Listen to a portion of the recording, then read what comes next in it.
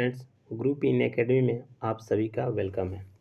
Central government का अंतरिम budget 2024-25 को आज हम लोग लाइन बाय लाइन पढ़ने जा रहे हैं।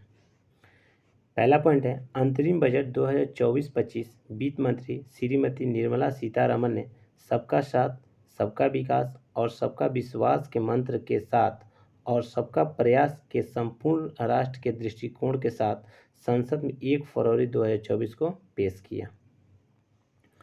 आगे है, हम 2047 तक भारत को विकसित भारत बनाने के लिए कार्य कर रहे हैं।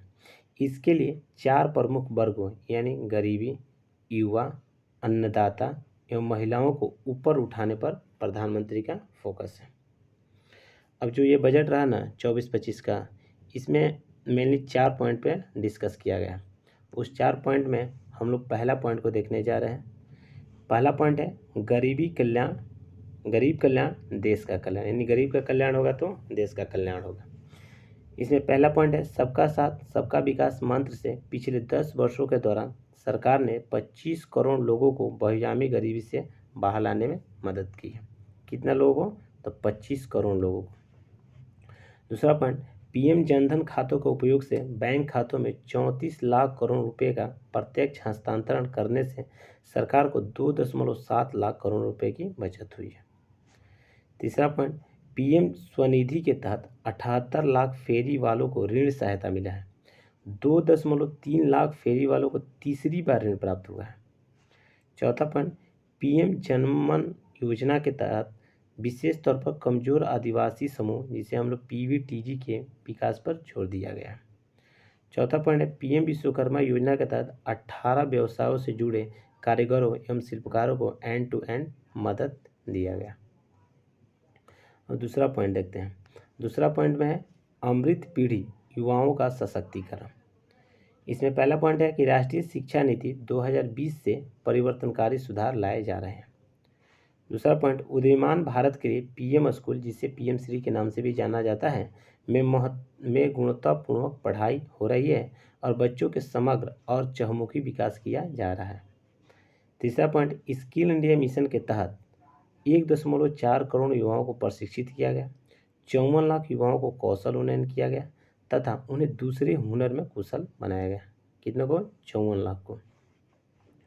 अगला पॉइंट है, पिछले 10 वर्षों में 3000 नई आईटीआई की स्थापना की गई। उच्चतर शिक्षा के लिए बड़ी संख्या में नए संस्थानों के अंतर्गत 7 आईआईटी, 16 आईआईटी, 7 आईआईएम तथा 15 एम्स और 390 विश्वविद्यालय की स्थापना किया गया।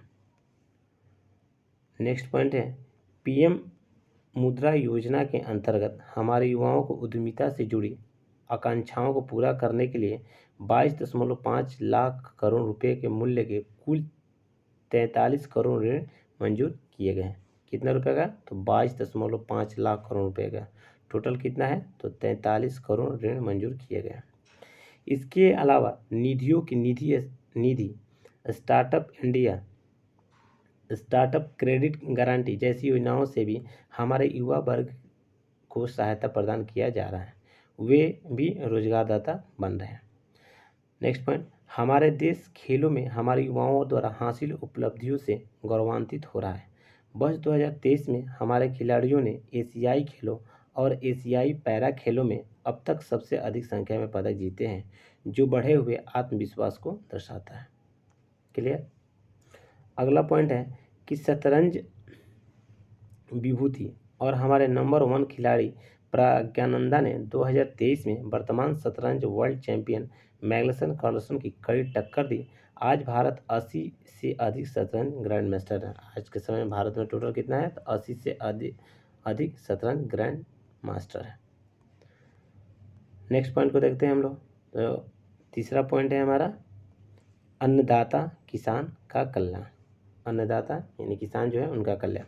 पीएम किसान सम्मान योजना के तहत 11.8 करोड़ किसानों को वित्तीय सहायता प्रदान की गई। ठीक। पीएम फसल बीमा योजना के तहत 4 करोड़ किसानों को फसल बीमा उपलब्ध कराई गई। Next point, electronic national agriculture market यानी ई नाम के तहत 1361 मंडियों को एकीकृत किया गया। चौथा पॉइंट क्या है? तो चौथा पॉइंट है नारी शक्ति को प्रोत्साहन। महिला उद्यमियों को 30 करोड़ मुद्रा योजना ऋण दिया गया। नेक्स्ट पॉइंट, पिछले 10 वर्षों में उच्च शिक्षा में महिलाओं का नामांकन 28% तक बढ़ा। तीसरा है, स्टेम पाठ्यक्रमों में छात्राओं एवं महिलाओं का 43% नामांकन, जो दुनिया में सबसे अधिक है। कितना प्रतिशत? 43%। वर्ल्ड में नंबर 1 है हम लोग स्टेम पाठ्यक्रमों में। Next point, PM Awas Yojana के तहत 70% मकान ग्रामीण महिलाओं को दिए गए। नेक्स्ट पॉइंट, ट्रिपल तलाक और गैर कानूनी बनाने लोकसभा और राज्य विधानसभा में महिलाओं को 1/3 सीटें आरक्षित करने में महिलाओं का सम्मान बढ़ा है। अब देखते हैं बजट। तो मेन पॉइंट था बजट का। अब देखते हैं बजट कितना गया।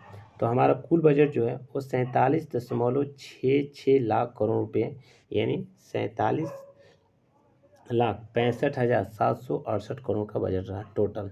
यानी इसको याद रखिएगा, 47,65,768। कुल प्राप्तियां का अनुमान अगर हम लोग देखते हैं तो टोटल प्राप्ति हम लोग का है 47,65,768 करोड़, जिनमें राजस्व प्राप्ति कितनी है और पूंजीगत प्राप्ति कितनी है इसको देखते हैं। तो राजस्व प्राप्ति टोटल कितनी है? तो 30,01,275 करोड़। वहीं अगर पूंजीगत प्राप्ति हम लोग देखेंगे तो ये 17,64,494 करोड़।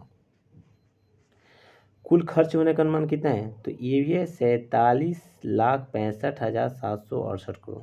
यानी जो प्राप्ति हुई है उतना खर्च हो गया, दोनों बराबर। अब इसमें हम लोग देखते हैं कि राजस्व खर्च कितना है और पूंजीगत खर्च कितना है। तो राजस्व खर्च हम लोग किए हैं 36,54,657 करोड़। वहीं पूंजीगत खर्च देखते हैं तो टोटल कितना है? 11,11,111। तो सिंपल है, 11,11,111 करोड़। क्लियर। अब यहाँ पर हम लोग देखेंगे विभिन्न घाटा, ठीक, 2023-24 का संशोधित अनुमान और 2024-25 का बजट अनुमान। तो इसमें हम लोग देखेंगे विभिन्न घाटा में एक होता है सबसे इम्पोर्टेंट राजकोषीय घाटा, दूसरा होता है राजस्व घाटा, तीसरा होता है प्रभावी राजस्व घाटा और चौथा होता है प्राथमिक घाटा। इसमें आप लोगों को कुछ भी याद नहीं है, लेकिन परसेंटेज याद रखना है हर हाल में। तो इसमें राजकोषीय घाटा जो है ये 2023-24 का संशोधित अनुमान कितना है? जीडीपी का टोटल 5.8%। अगर इसको राशि में देखेंगे तो 17,34,773 करोड़ रुपये का है। वहीं अगर 2024-25 का बजट अगर अनुमान देखेंगे तो ये जीडीपी का अनुमान कितना लगाया है? 5.1%। और राशि में हो जाएगा 16,85,494 करोड़। क्लियर। अब यहाँ पर हम लोग देखेंगे कि राजस्व घाटा कितना है। तो राजस्व घाटा देखेंगे ये जीडीपी का 2.8% है। कितना है? जीडीपी का 2.8% है 2023-24 का अनुमान। जो राशि में कितना हो जाएगा? 8,40,527 करोड़। वहीं 2024-25 का अनुमान देखेंगे तो ये जीडीपी का 2% है, ये राशि में हो जाएगा 6,53,383 करोड़। फिर अगला हम लोग देखेंगे